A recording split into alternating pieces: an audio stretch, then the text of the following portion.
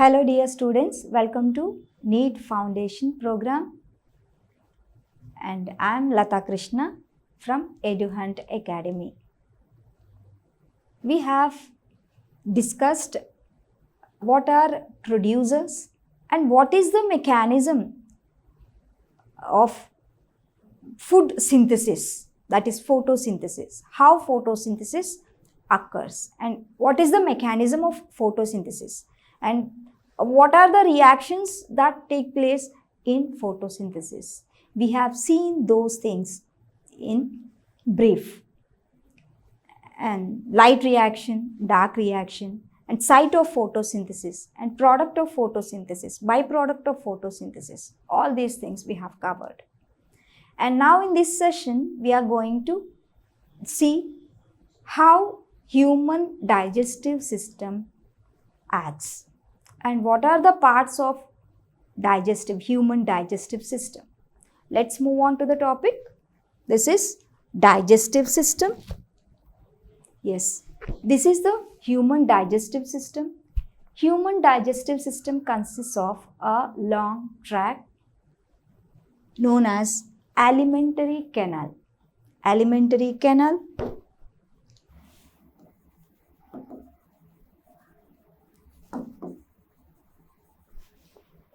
Alimentary canal starts with mouth.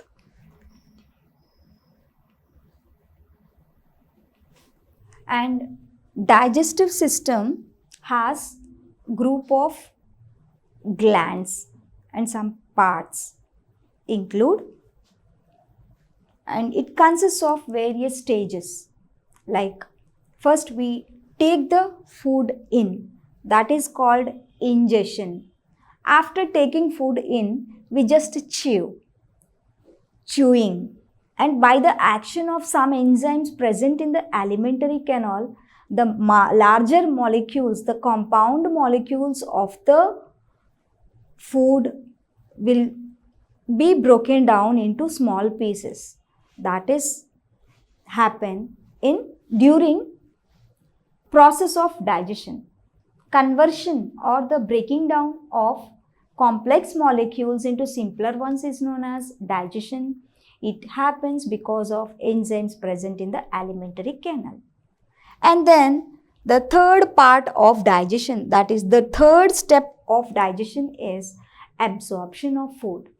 After converting these complex or compound molecules into simpler ones, they get absorbed by the body, get absorbed by the some special structures called villi present in the small intestine.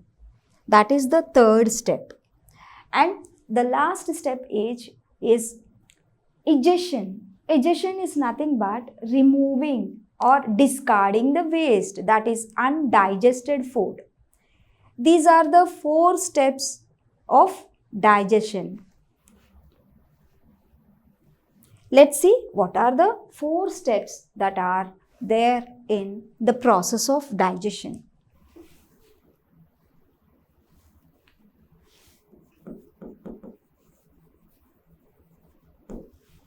The process of digestion includes 4 steps. The first step is ingestion. Second is digestion. Third is absorption. And fourth and final step of digestion is egestion. And all these 4 steps, they complete the process of digestion. And for this process, we need a system, digestive system, that is called alimentary canal.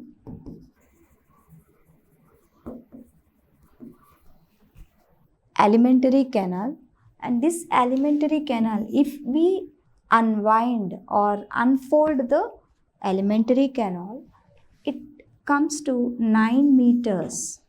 9 meters. This is the actual digestive system of a human being. It starts with, as I said, mouth, and there is oral cavity or the buccal cavity. At the floor of the buccal cavity, we have a tongue on which taste buds are present. And in mouth, there are two jaws, upper jaw and the lower jaw.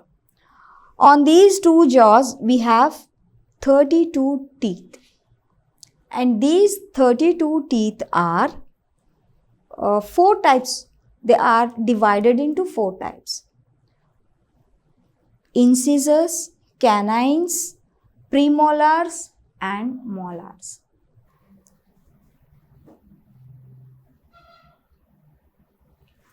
The oral cavity consists of tongue, and in the mouth there are salivary glands secrete saliva. In the saliva, a digestive enzyme called ptyalin, also called as amylase, salivary amylase, because it is present in saliva and digests carbohydrates. That is why it is called salivary amylase. It is present in the saliva, secreted by the salivary glands in the mouth. There are various salivary glands that will be seen in the higher classes, but now it is not essential at this stage. Only you just learn the enzyme called ptyalin, also known as salivary enzyme, salivary amylase. Ptyalin, also known as salivary amylase.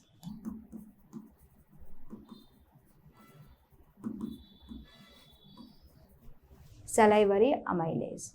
And we know that there are 4 different types of teeth: canines, incisors, canines, premolars and molars. If we see the dental formula is only written for half of the part, half part of the mouth, that is half of upper jaw and half of the lower jaw. And each half consists of, if we see teeth in each jaw, it has a half part of each jaw, 2 by 2, 2 canines, 1 incisor, ICPM. Incisors, there are 2 and 1 canine, 2 premolars and 3 molars in each half. I am telling only the upper half of jaw. Upper half jaw consists of 2 incisors, 1 canine and 2 premolars and 3 molars.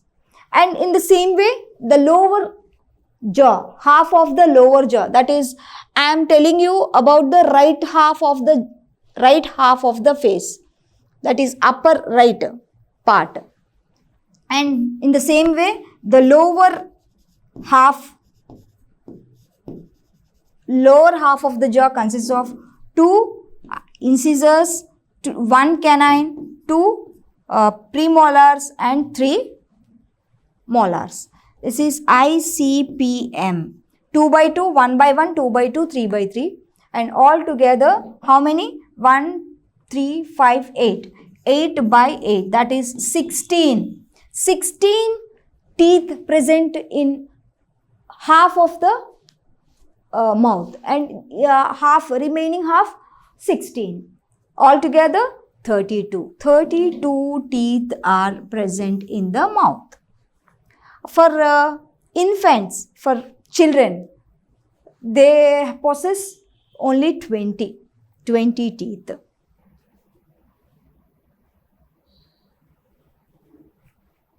Total 32 teeth are present. Behind the oral cavity, there is a pharynx, and then it is a short conical region and lies after the oral cavity. Esophagus, it is longer tube-like structure and it does not possess any enzymes. Remember this point, note this point. No enzymes, no digestive enzymes and no digestive glands are present in the esophagus because of the peristaltic movements.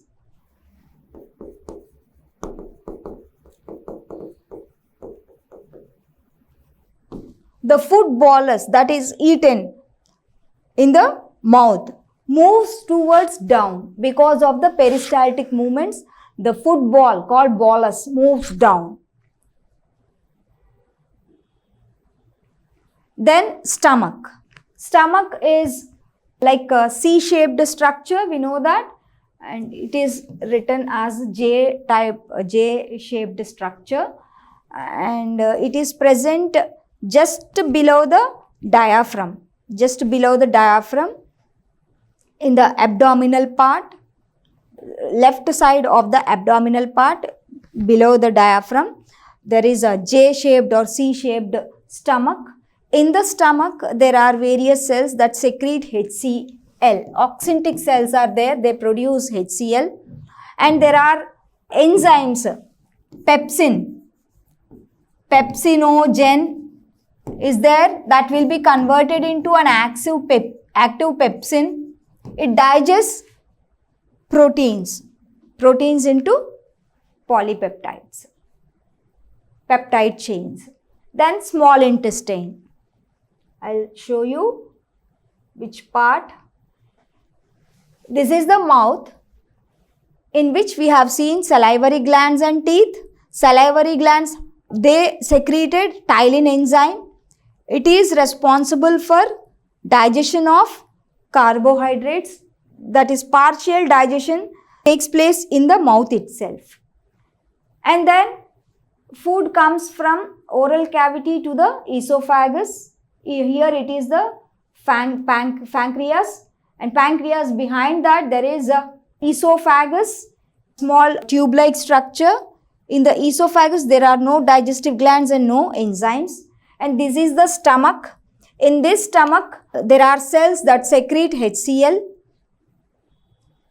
HCl helps to activate the enzyme, proenzyme, that is pepsinogen, and also it kills bacteria present in the food.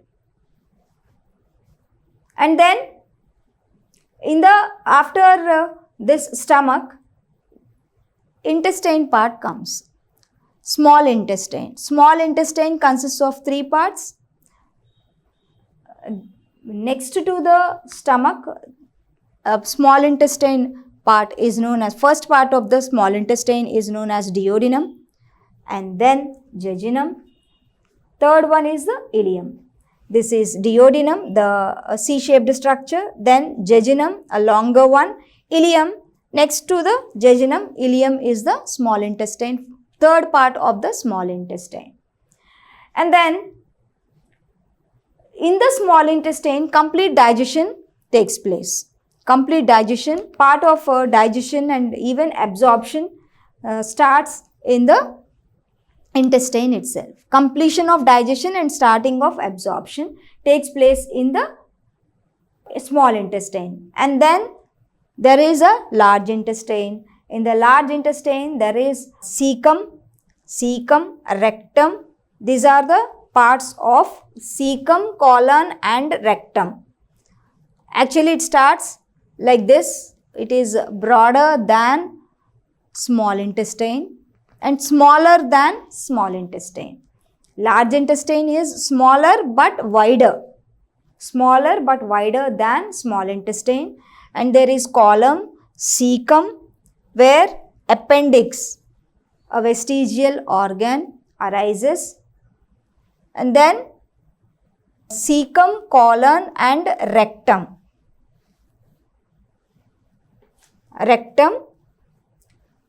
And in the larger intestine, digestion never takes place because the process of digestion completes in the small intestine itself. Only water absorption takes place in the large intestine, and then anus. Digestion, that is undigested waste material, moves out through the anus. This is the entire process of digestion. Then absorption. After digestion, the third step of digestion is absorption. Absorption is the small intestine part, that is ileum. Ileum is the part where absorption takes place. Majority of the absorption, most of the absorption part takes place in the ileum, and all digestive materials take place. Digestion completes and absorption takes place in the ileum. Assimilation. Assimilation is the process of utilization of the absorbed food by the body for various body functions. Absorption of the digested food, that is called assimilation. The absorbed nutrients are utilized for various purposes, and again they form complex materials like carbohydrates, fats and proteins inside the cells.